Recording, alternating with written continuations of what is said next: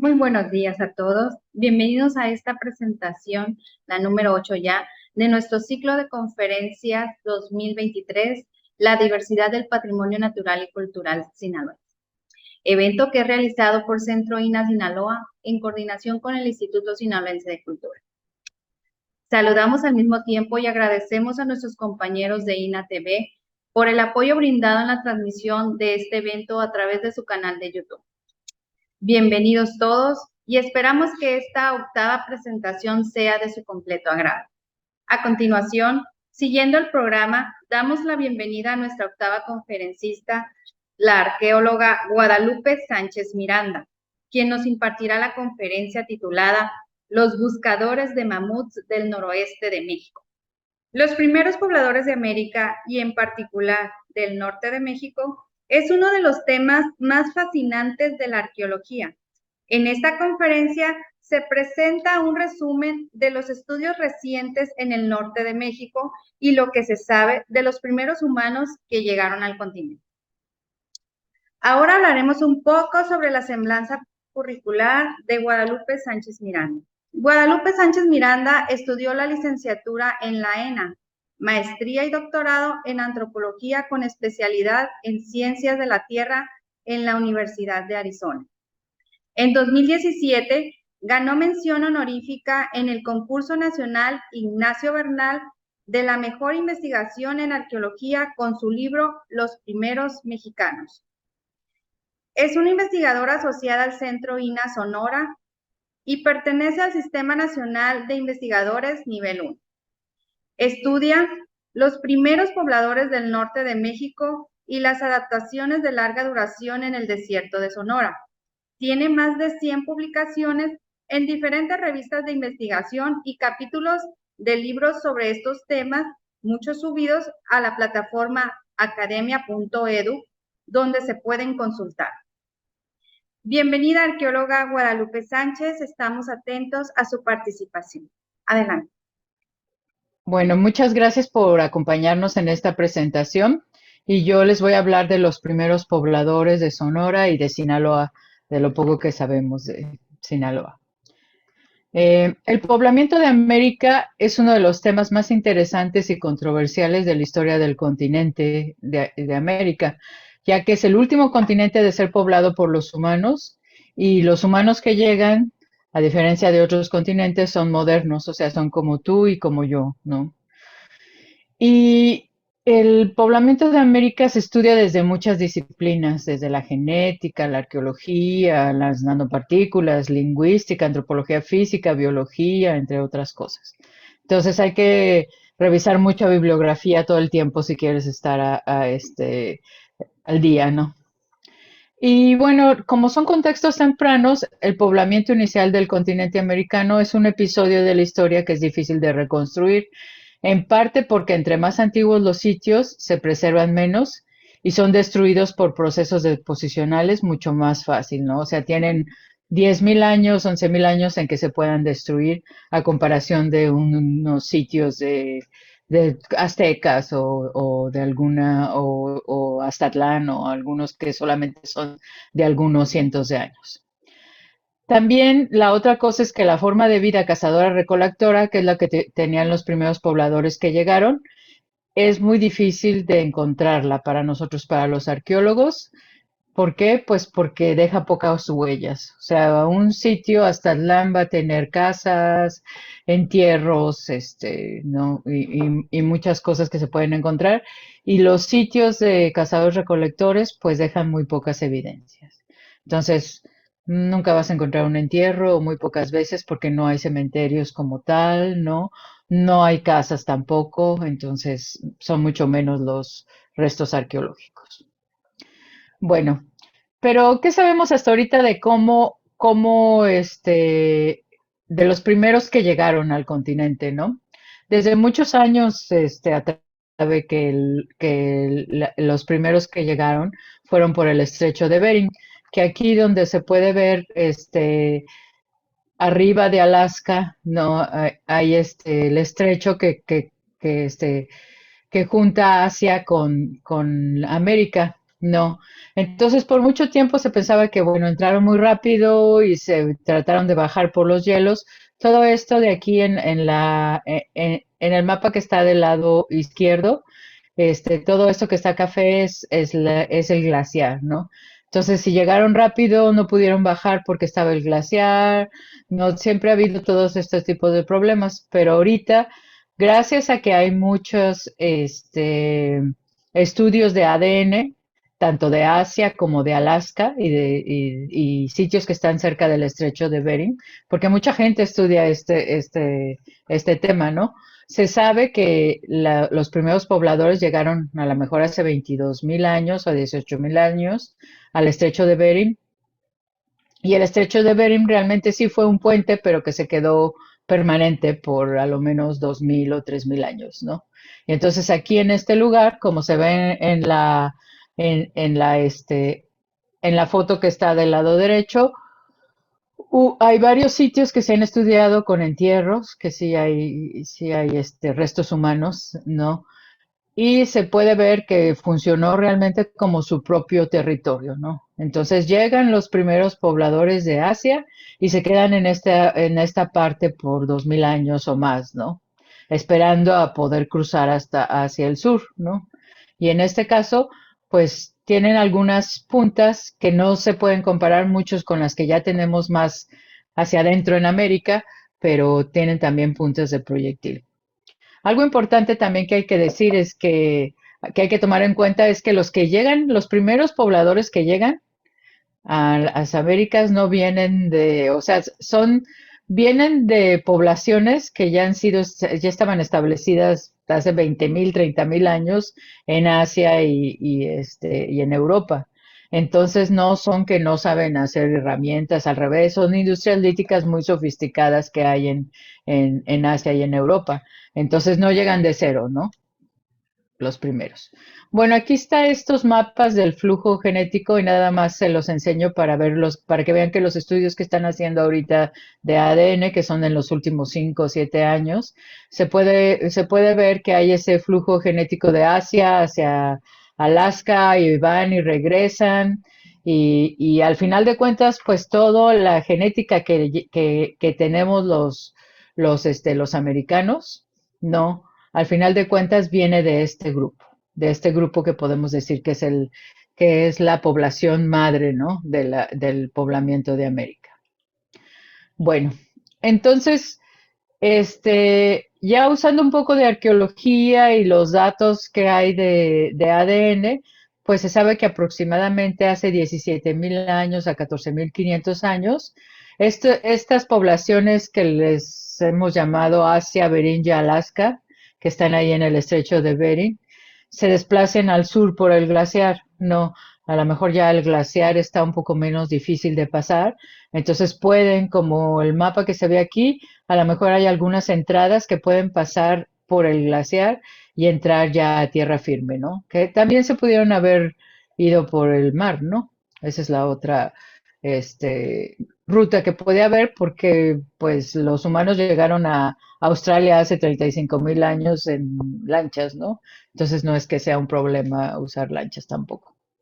Pero, en fin, entonces todos estos grupos que llegan al principio, entre 17.000 y 14.000, pues son grupos muy pequeños de cazadores recolectores que no deben ser más de 20, ¿no? Aunque hay estos restos aunque hay sitios de esta temporalidad, lo que pasa es que no, al final de cuentas, no pueden, poblar las Américas, ¿no? Entonces tenemos estos pocos sitios que son tempranos, pero no pueden poblar las Américas, pues puede ser por muchas cosas, ¿no? Si solamente son 20, imagínense que llega un COVID y mata a 5, pues ya a lo mejor no pueden ya reproducirse a la próxima generación, ¿no? Entonces, estos primeros pobladores realmente no ayudan para la explosión demográfica, ¿no? De América. Entonces, el poblamiento de América realmente comienza hace 13.500 años, cuando podemos reconocer tradiciones arqueológicas como la clovis, la cola de pescado y la del pedúnculo contraído del oeste de América, ¿no? Que se encuentra más en Oregon, en California, ¿no? Entonces, pero la que más se extiende y ella es más fácil de reconocer es la Clovis, ¿no? Que yo creo que hoy les voy a hablar sobre todo más de eso, que es de lo que tenemos más información en Sonora. Bueno, ¿y qué es la cultura Clovis? Pues el 29, después de una inundación en el sitio de Clovis en Nuevo México, los vaqueros que estaban ahí, que además eran vaqueros negros, ¿no? George McHookin fue uno de estos vaqueros, encontró unos restos de bisonte extinto, ¿no? De un animal muy grande, pues que era como un bisonte extinto con una punta, que esta es una punta Folsom, inclusive, no es una punta Clovis. Entonces avisó aunque en esa vez todos los de Clovis se tuvieron que ir a otros lugares porque el pueblo se inundó por completo, pero él avisó al museo y entonces empezaron ahí a hacer los estudios.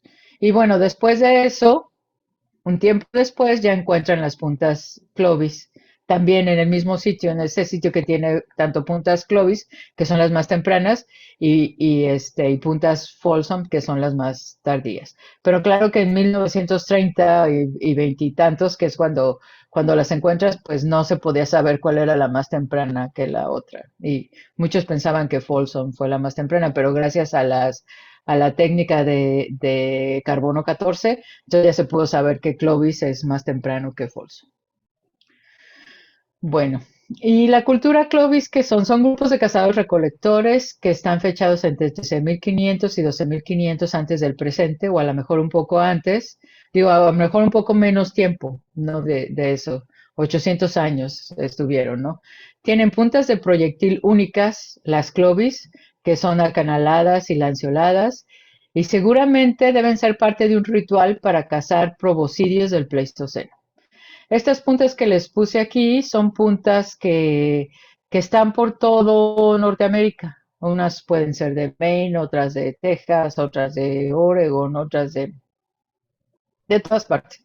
Y entonces, para que vean que sí hay como una identidad de lo que están haciendo los Clovis, ¿no? Entonces, que se puede reconocer como una cultura.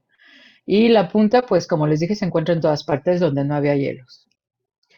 Y bueno, la casa de proboscidios, esta idea de que es para un ritual de cazar proboscidios, no podemos ver que la caza de proboscidios es una actividad en equipo y creemos, bueno, pero muchos otros investigadores, que es un ritual de caza de megafauna, no principalmente paquidermos, no, y por eso se puede hablar de esta cultura Clovis. Los primeros grupos que llegaron a Sonora y también a Sinaloa comparten territorios. Son familias que están relacionadas entre sí y comparten creencias y la punta Clovis es parte de esta identidad. No. Porque además si son grupos tan chiquitos, pues cuando lo van a cazar un mamut o un mastodonte o un gonfoterio, necesitan traer a otros de sus parientes, ¿no? A que les ayuden. Bueno, y Clovis en México, ¿cómo es que sabemos, no? Pues la mayoría de las Clovis, aquí en este mapa se pueden ver todos los que están rojos son puntas Clovis. Entonces, donde más hay es en Sonora. Entonces, los Clovis sí bajan a Sonora. Baja California tiene 5 puntas, Chihuahua tiene 9, Sinaloa tiene una, ¿no? Pero conforme uno se va yendo hacia el sur, hay menos puntas Clovis. Entonces, no sabemos qué pasa en el sur, ¿no? Por ejemplo, en el centro de México hay muchos mamuts, más de 250 y no sé cuántos más que encontraron ahora en el nuevo aeropuerto, pero no hay evidencias claras de que hubo humanos con mamuts, aunque pues los Clovis lo que estaban buscando eran mamuts, ¿no? Entonces, quiere decir, yo lo que pienso es que pues no llegaron más al sur, ¿no? Y entonces llegan un poco más tarde y ya cuando ya no había mamuts en el centro de México, porque en el centro de México, en los lagos, hubo muchos mamuts, pero sin humanos. Bueno, y pues aquí querer enseñar unas puntas de Sonora, por ejemplo, como son, tenemos completas, tenemos preformas como estas que están en el lado izquierdo arriba, no, otras no tan bonitas que se las hacen de diferentes materiales. Aquí estas todas son de la costa central de Sonora, no hay de todos tipos, reusadas, de obsidiana, de diorita, de muchos materiales, ¿no? De basalto.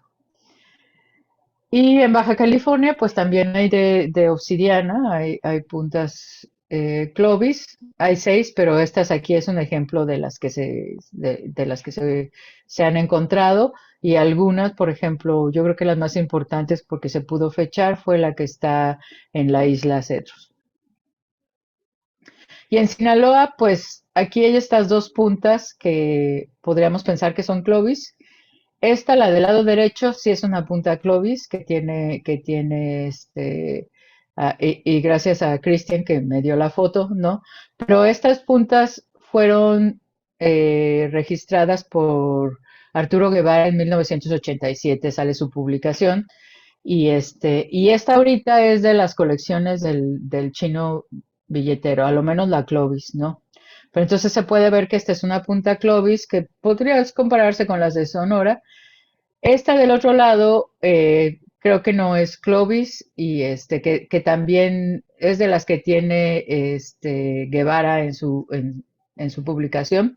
Creo que no es Clovis y al final de la presentación les voy a dar un poco de estas puntas, que creo que es una punta Plasencia que nosotros hemos encontrado en Sonora.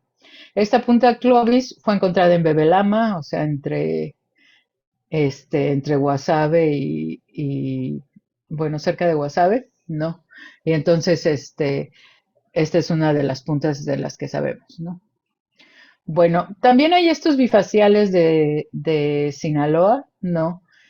El que está con verde aquí del lado izquierdo, sí se puede ver que tiene lasqueos al estilo del Clovis. A lo mejor este segundo también puede tener, no se ve muy bien, pero puede tener.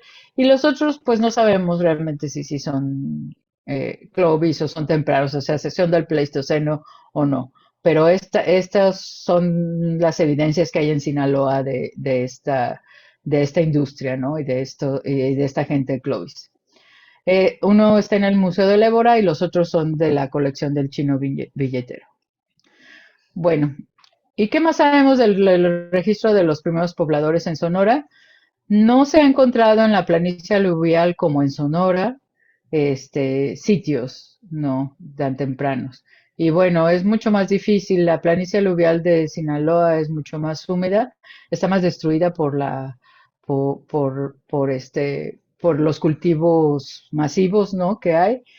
Y yo sí, cuando viví en el fuerte, que viví 4 o 5 años en el fuerte, sí fui a ver varias restos de proboscidios, ¿no?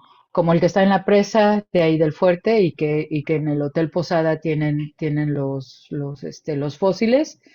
Y también una vez fui al Panteón de Guamúchil a ver otros restos, ¿no? Que creo que esa era una defensa y no me acuerdo qué más era. Pero todos estos restos son fosilizados como piedra. Entonces tienen una antigüedad de más de 50.000 años o 100.000 años y realmente ya están fuera del rango de los humanos, ¿no? Que los humanos debe ser 13.000 años o 15.000 años a lo más. Bueno, el desierto de Sonora pues sí era tierra de gigantes en el Pleistoceno, porque están todos estos sitios en este mapa, pueden ver todos estos sitios tienen fauna del Pleistoceno, ¿no? Y había además mamuts, gonfoterios y mastodontes, que los podemos ver un poco, más al rato les voy a enseñar unas fotos, que son los primeros proboscidios o paquidermos, son los paquidermos de Sonora y Arizona y a lo mejor también de Sinaloa del Pleistoceno, ¿no? Y seguramente las historias antiguas que hay de los grupos indígenas tienen relación con esto. ¿Por qué? Porque en la costa, por ejemplo, siempre se han encontrado muchos restos de mamuts, ¿no? Un hueso, un fémur, un hueso grande. Entonces, parte de la historia oral y de los cantos arcaicos de los Comcac, de los Seris, relatan que los primeros pobladores de la costa fueron gigantes, gente grande y fuerte que algunas veces era violenta y tenía poderes supernaturales. Entonces, estas historias o estos recuentos muy viejos, ¿no? Podrían ser parte de estos primeros grupos que llegaron a Sonora. Bueno, la fauna del Pleistoceno, que se extingue al final del Pleistoceno en Sonora y en todas partes, ¿no? Pues había mamuts, que es este grandote de acá, este es el gonfoterio, este es el mastodonte, hay osos, bisontes, osos hormigueros, son animales grandes, ¿no? Caballos, camellos, tapirs, tortugas, que también las tortugas estaban grandes y esas son las que más sobreviven, ¿no? Pero entre otros animales que han sido encontrados en Sonora. En Sinaloa no sé realmente cuál es el registro fósil del Pleistoceno. Entonces, la fauna pleistocénica pues se ha identificado en muchos sitios, por ejemplo, pues tenemos varias tortugas, muelas de mamut, defensas de mamut, no, camellos, eh, caballos, bisontes también, ¿no? Entre otros. Y bueno, esto nos ha ayudado en el sitio de la playa, es un sitio que hemos hecho mucho trabajo, casi todos los arqueólogos que estamos ahí en Sonora, y nos ha ayudado a hacer reconstrucciones del paleoambiente, ¿no? Y por ejemplo, esta foto que se ve con este suelo muy rojo, con este paleosuelo, pues es un paleosuelo del Pleistoceno ahí en la playa, que se ve muy bien, le llaman Big Red porque también existe en Arizona y en Nuevo México, y es porque es masivo, ¿no? Como se ve aquí este, en esta foto, que casi es como una piedra, ¿no? Entonces, las reconstrucciones ambientales que se han podido hacer tanto con el suelo como con los restos de pólenes que quedan en el suelo, pues se puede saber que hace 15.000 años, 13.000 años, había, en vez de ser un desierto, aquí que la playa está en medio del desierto de Sonora, pues había pólenes de encinos, de pinos, de lechos y pastos, por ejemplo. No, que ahí es donde sí podrían haber vivido estos animales del Pleistoceno gigantes, ¿no? También en el sitio Fin del Mundo, que ahorita les voy a hablar más, que es el que más hemos estudiado, también hemos podido hacer reconstrucciones con los suelos, igualmente con el polen que se ha encontrado en los suelos, y podemos ver algo similar, ¿no? Hay encinos y pastos cuando están los gofoterios y los mamuts, y después se va volviendo cada vez más árido, ¿no?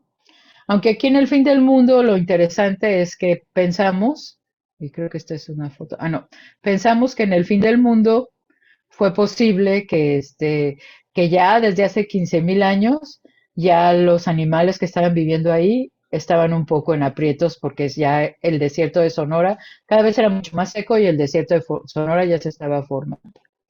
Y bueno, ¿cómo podemos ver que la diferencia? Podríamos decir que en la vegetación del Pleistoceno se subió 1.300 metros, ¿no?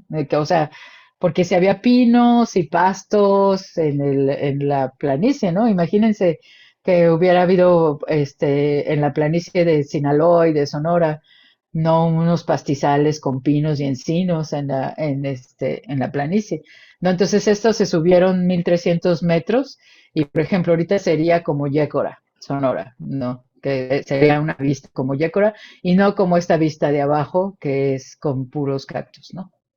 Entonces, eso es como se hacen las reconstrucciones ambientales, ¿no? Y por eso, pues si había encinos y muchos pastizales, pues sí pudo haber animales mucho más grandes y sobre todo mamuts y mastodontes y bisontes.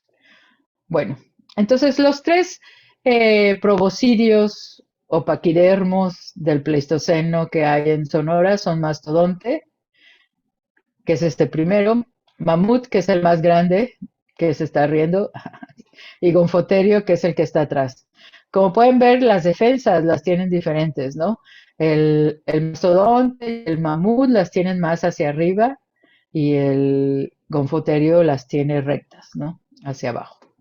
Entonces, esto es importante, ¿por qué? Porque tanto tienen dientes diferentes como las defensas. Entonces, por ejemplo, los mamuts Estos dientes de arriba son de mamut y son como los de como los de una vaca, ¿no? Entonces ellos comen sobre todo mucho más pasto. O sea, no pueden comer muchas, no pueden estar ramoneando ni buscando ramas en los árboles porque no pueden, ¿no? En cambio, los gonfoterios y un poco los mastodontes también tienen diferentes dientes, tienen más dientes que serían un poco más como jabalís o como los humanos, que pueden romper más cosas, ¿no? Que no necesitan comer puras cosas suaves como pastos. Entonces esto hace que pues se puedan adaptar un poco mejor, ¿no? Al medio ambiente. Bueno, entonces, como les había dicho antes, ¿no? En la planicie de Sonora, sobre todo, hemos encontrado una variedad de sitios, Clovis, o de los primeros pobladores o del Pleistoceno. Sobre todo en la mitad norte del estado, o sea, digamos que de Guaymas para arriba es cuando tenemos estos sitios, ¿no?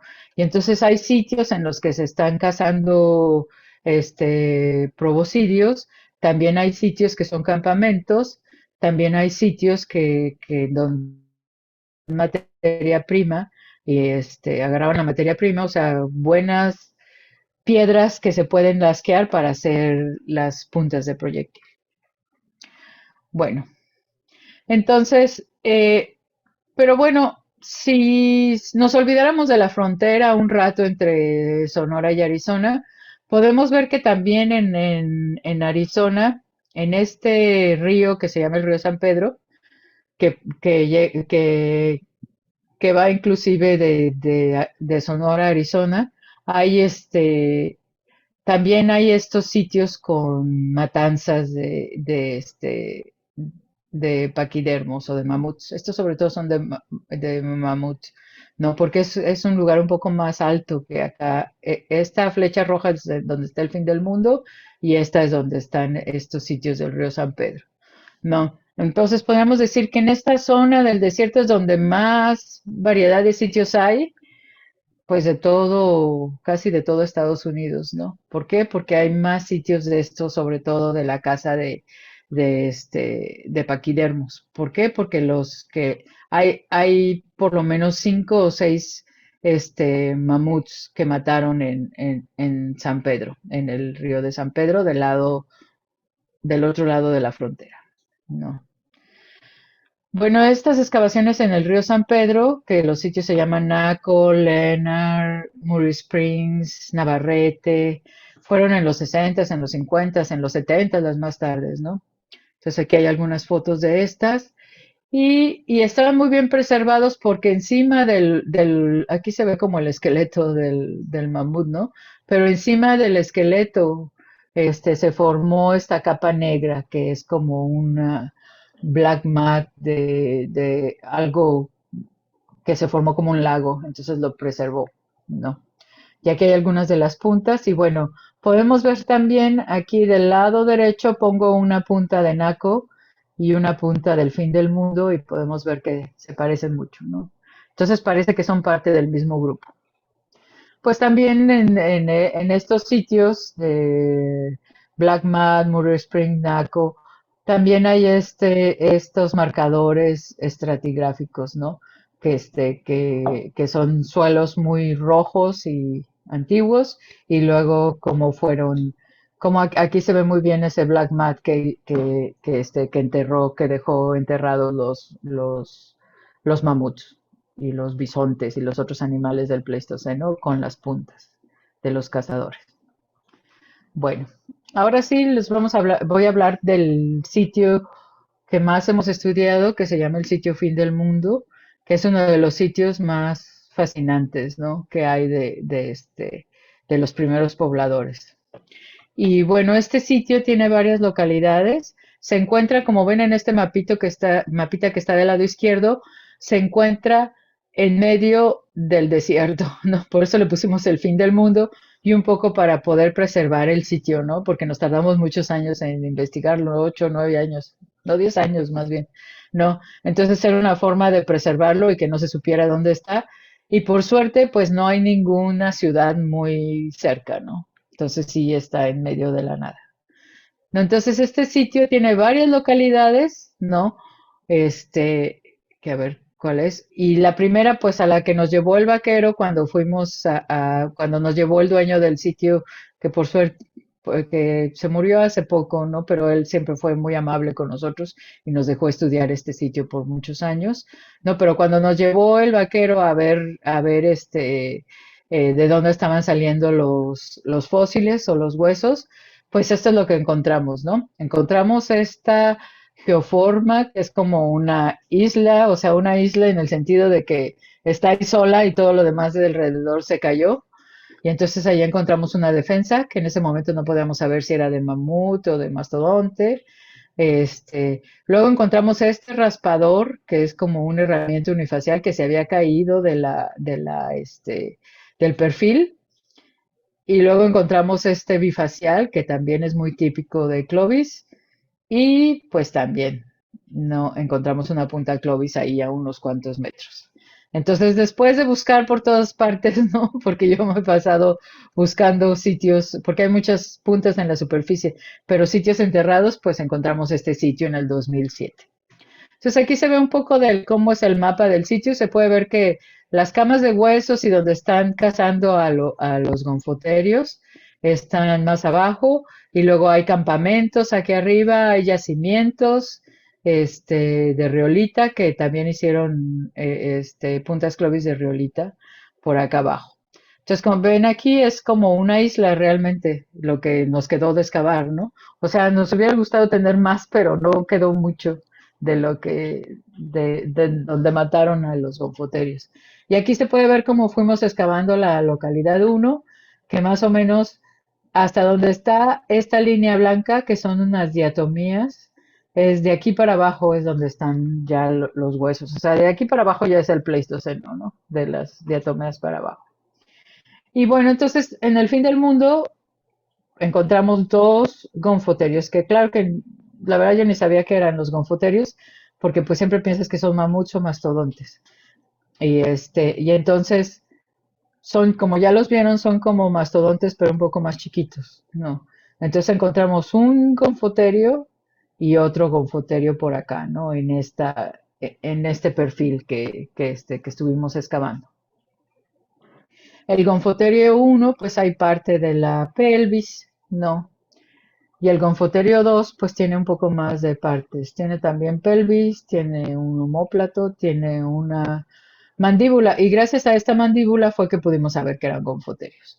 Porque realmente no se habían encontrado este tipo de animales aquí.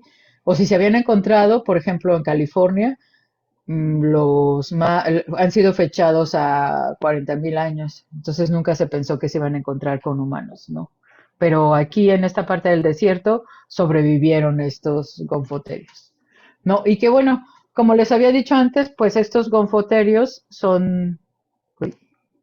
los gonfoterios son animales que pueden adaptarse un poco más, o sea, su dieta es más variada, no son como los mamuts, ¿no? Entonces, si estaba ya cambiando a ser un desierto Sonora, pues ellos pudieron adaptarse un poco más.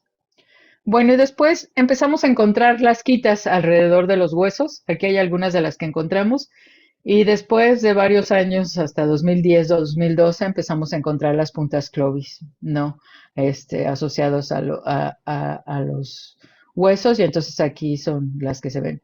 Esta, como les decía, es de riolita, la que está abajo, que no sé si se ve el que estoy señalando, pero las que está hasta abajo es de riolita, que es de una riolita local de ahí, ¿no? Del sitio. Y estas puntas no estaban directamente asociadas a los huesos, pero estaban por ahí. Entonces, algunas estaban en contextos un poco alterados que no pudimos asociarlas, pero pues es obvio que son parte del mismo contexto. Bueno, entonces como les había dicho, no nos quedó mucho de la isla de excavar, ¿no? Porque ya todo lo demás se había ido. Entonces esto mide 4 metros por 20 metros y aquí está un gonfoterio que es el gonfoterio 2 y el gonfoterio 1. No, entonces es lo que nos quedó. Ojalá y hubiéramos llegado unos 30 años antes. Hubiéramos tenido más parte del contexto. Entonces aquí el gonfoterio el Gonfoterio 1 y Gonfoterio 2, y las puntas Clovis pues estaban alrededor estas estrellitas son las puntas, y las lascas también, ¿no? Estaban todo alrededor del mismo contexto.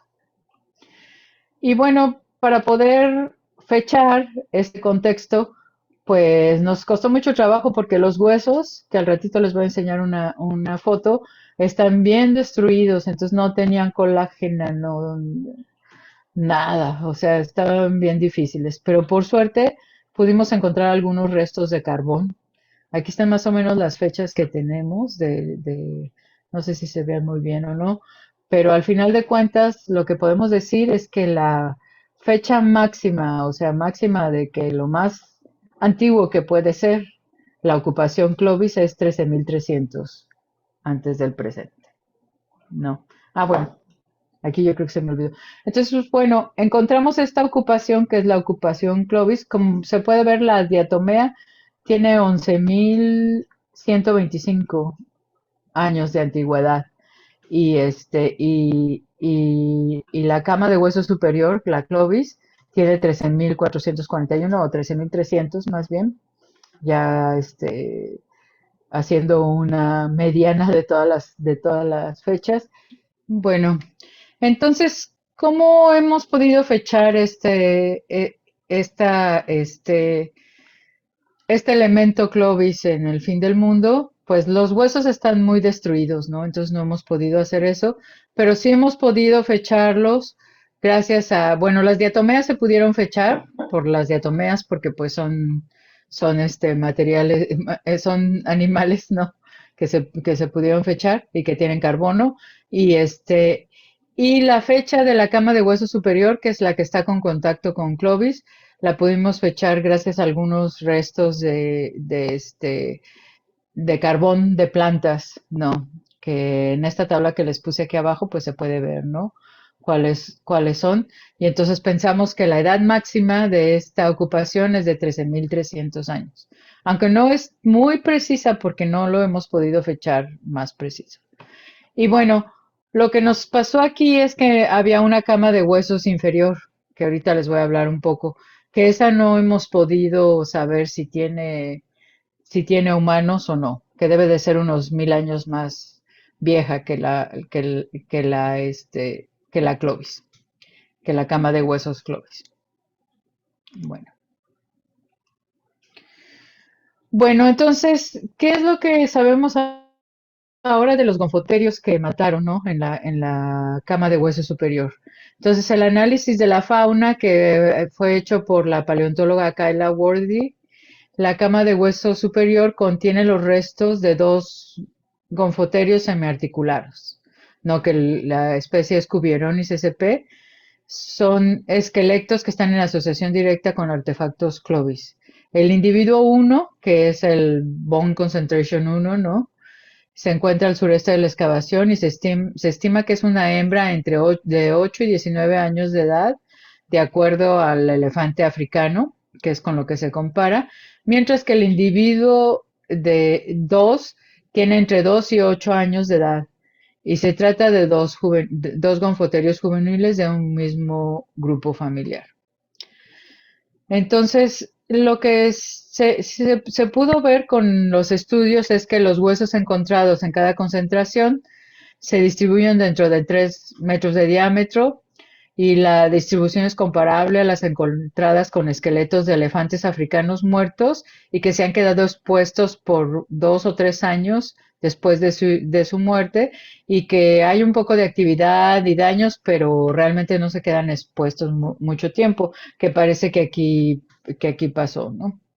Entonces, este, pero sí, hay muy poco, o sea, se enterraron relativamente rápido y gracias a la diatomea, que fue como un lago que se formó encima, se pudieron preservar.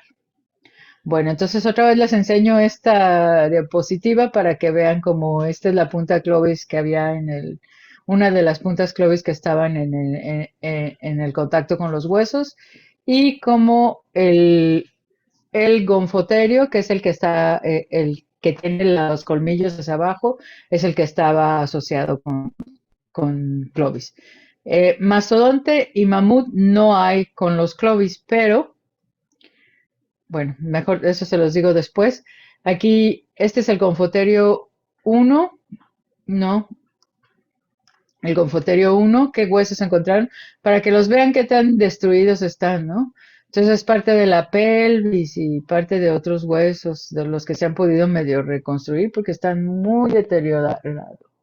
Y aquí, pues lo que se encontró mejor fue la mandíbula en el Gonfoterio 2 y también parte de la pelvis. También creo que hay aquí hay algunos huesos largos. También están los pies, también están, ¿no? Sí, los pies. Y un poco de un omóplato también, ¿no? Y bueno, lo que les estaba diciendo es que como aquí este es el Gonfoterio 2 y este es el Gonfoterio 1, como esta es la distribución de los huesos. Y lo más que estaban de separados, que es este, es un hueso que se encontró un fragmento aquí y otro fragmento acá que se pudieron pegar. Y estos son, por ejemplo, dos fragmentos del mismo hueso y dos fragmentos del mismo hueso. Entonces hay muy poquito movimiento, ¿no? De los huesos.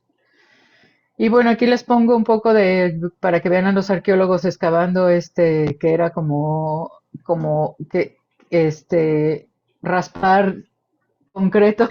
Entonces sí, pues dificilísimo estar aquí. Y aquí cómo se ve cuando están excavando los huesos. Y por ejemplo acá se puede ver a Ale Abrego que encontró una de las puntas Clovis, ¿no? Que está ahí in situ, pues en el contexto. Y bueno, ya les dije un poco de cómo se fechó la localidad, ¿no? Esta localidad uno donde están los huesos, y y pues que sí, fue una ciénega, luego fue un pantano, luego ya donde se quedaron los gonfoterios, pues realmente es un ambiente aluvial, y también la cama de huesos inferior también es un ambiente aluvial. No, son muy similares los dos ambientes, pero han de estar separados por unos 1000 años o un poco más. Tampoco tenemos una buena fecha de la cama inferior, pero aquí se pueden ver un poco de los diferentes animales que se encontraron en la cama de huesos inferior. Estos están un poco mejor, preservados, y estos de aquí arriba son de gonfoterio, estos de acá abajo son de mastodonte, y estos de este lado son de mamut. No, estos son estas son, aunque no se ve muy bien, pero son las placas de los huesos, de los dientes, ¿no? Y son las otras cosas que se encontraron de mamut. Entonces, este es un testimonio de que estaban los tres juntos, ¿no? Y aquí es un poco este dibujo nada más para que vean cómo estaban los huesos de la cama de huesos inferior. Son muchísimo menos, o sea, nada más se ven como montones de huesos que a lo mejor se fueron acomodando un poco por el aluvión, ¿no? Porque por la fuerza del agua. Entonces no tienen mucho sentido realmente de cómo están acomodados. Bueno, entonces, bueno, lo interesante de aquí, ahora sí que a lo mejor me cambio, bueno, no, ya no. Pero lo interesante de esta cama de huesos es que están, además de que hay tapir, camello, caballo, en esta cama de huesos lo interesante es que están los tres paquidermos juntos, ¿no? Gonfoterios, mastodontes y mamuts. ¿Por qué? Porque nunca están juntos. No, o sea, se han encontrado muy pocos sitios en los que estén juntos, y a lo mejor quiere decir que ya en esta zona del desierto de Sonora ya había problemas que había muy pocos lugares ya con agua, ¿no? Y este es uno que, bueno, hasta ahorita este es uno de los pocos lugares que tienen agua, o sea, hay un manantial y el rancho tiene agua siempre, y por eso pudimos excavar también, ¿no? Si no sería imposible porque está en medio de la nada y luego sin agua, pues no podríamos haber estado excavando. Bueno, entonces además de la localidad donde estaban los gonfoterios con las puntas Clovis, pues hay otra localidad un poco más arriba, ¿no? O sea, terreno un poco más arriba. Y en esta localidad, pues se han encontrado otras 20 puntas Clovis, ¿no? Que parece que es como un campamento. Y se han encontrado muchos artefactos, ¿no? Asociados a Clovis, navajas, otros bifaciales, raspadores, núcleos de donde sacaron las navajas y donde hicieron los puntas Clovis. Y como les decía, aquí hay este yacimiento de riolita que a lo mejor no es muy fina como les gustaría, pero sí hicieron núcleos y sí hicieron bifaciales y hasta hay una punta Clovis, ¿no? De esta riolita. Y también esta magnífica punta de cristal de cuarzo, también el cristal de cuarzo está ahí en el río, ¿no? En el río que corre o en el arroyo, pues, que corre por el sitio. Bueno, y aquí otra vez, para que se vea qué tan similares son las puntas entre Naco, esta que está en Arizona y esta que está en el fin del mundo, que quiere decir que hay una relación familiar, ¿no? Entre que están haciendo casi iguales las puntas Clovis. Otra cosa interesante que pudimos ver es que además del sitio fin del mundo, pues hay otro sitio que se llama el Bajío, que tiene muchos raspadores también, que son raspadores que se usan para para manejar las pieles y para hacer ropa, ¿no? Y hay muchos que son exactamente igual a los del fin del mundo con los del Bajío. Entonces, lo que podemos decir es que aquí hay mucha interacción social entre los grupos y a lo mejor el ponerse a hacer ropa, a lo mejor para los cazadores, es una actividad que hacen todos en conjunto y que sin la ayuda del apoyo de las mujeres que los han de haber estado haciendo, claro que también ha de haber habido mujeres cazadoras, pero sin todo este apoyo para los cazadores sería imposible hacer el ritual de la caza de mastodonte, de mamut y de gonfoterio. Bueno, de otro sitio que les quiero hablar, que lo encontramos hace recientemente, es de este sitio de las tortugas, que se encuentra en la reserva del Pinacate y del Gran Desierto de Altar, que ahorita es uno de los lugares más secos de todo el planeta, ¿no? Entonces aquí está la reserva, para los que no lo conocen, está lleno de cráteres y de dunas, ¿no? Es un lugar increíble, ¿no? A los que no lo conocen. Y aquí encontramos esta punta Clovis. Bueno, yo no la encontré, así que encontraron unos biólogos de Arizona, ¿no? Ben Weiler en particular. Y entonces empezamos a estudiar este sitio después de eso. Y bueno, ya pudimos encontrar varias localidades. Casi, casi los artefactos están donde no hay dunas, ¿no? Y que estas dunas en forma de estrella que se ven aquí, que son muy chistosas, ya han sido fechadas a 2000 años. Entonces sabemos que abajo de estas dunas puede haber más parte del sitio, ¿no? Pero en la superficie se encontraron muchos huesos. Como les digo, es el lugar más seco del mundo, casi, casi, ¿no? Entonces aquí hay, por ejemplo, este es un diente de mamut, por ejemplo, ¿no? Y también hay dientes de lobos y de tortugas, también hay bisonte, este es de bisonte, también hay caballos y también hay camellos que están asociados a toda la distribución de artefactos. Este sí es un poco más difícil porque está en la superficie, pero gracias, aquí hay algunos de los otros artefactos que hemos encontrado, solo hemos encontrado una punta Clovis, pero aquí este bifacial pues también parece que estaban queriéndolo hacer una punta Clovis, ¿no? Este, también hay concha, que también la concha, como está cerca del mar, también la concha se usó como artefactos. Y aquí se puede ver un poco cómo estaba la distribución de este sitio, pero todo en la superficie. Y hicimos varias excavaciones, pero no pudimos encontrar cosas enterradas. Pero podemos ver que a lo menos hemos fechado dos huesos y que es un milagro que estando en la superficie se pudieron fechar. Pero a veces cuando hay mucha sequía, como aquí en este lugar, es muy árido, entonces se quedan preservados y son de 12.290 y 11.970 años. Unos de camello y otros de mamut. Entonces ahorita estamos fechando otros 10 huesos, ¿no? Para ver cómo nos sale. Bueno, entonces para terminar, pues, ¿qué podemos decir de los pobladores, de los primeros pobladores de Sonora y también de Sinaloa, ¿no? Pues los grupos Clovis son los primeros que se pueden identificar como la primera tradición cultural que habitó en el desierto de Sonora y en México y duraron por lo menos un periodo de 800 años.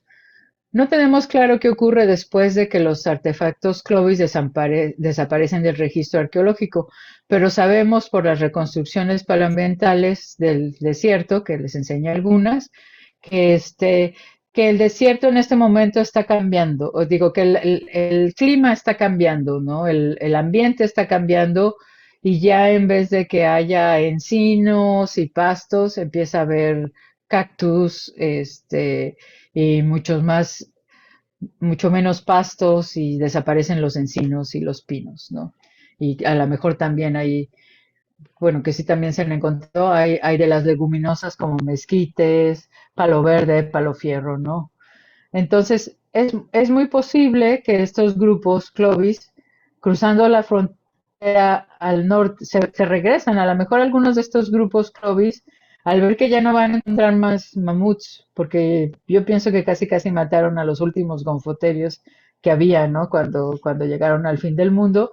Entonces, a lo mejor algunos se regresan al norte y a Texas a buscar mamuts y bisontes, que los bisontes, siguen proliferando al principio del Holoceno, ¿no? Pero otros grupos a lo mejor se quedan y ya que no pueden cazar mamuts, pues este ritual de la caza del mamut y las puntas Clovis pues va perdiéndose y se quedan ahí en el desierto de Sonora donde pueden donde se adaptan a otro tipo de vida que tampoco era tan mala porque pues por ejemplo los mezquites son una fuente de alimento muy, muy buena, ¿no? Junto con las otras leguminosas.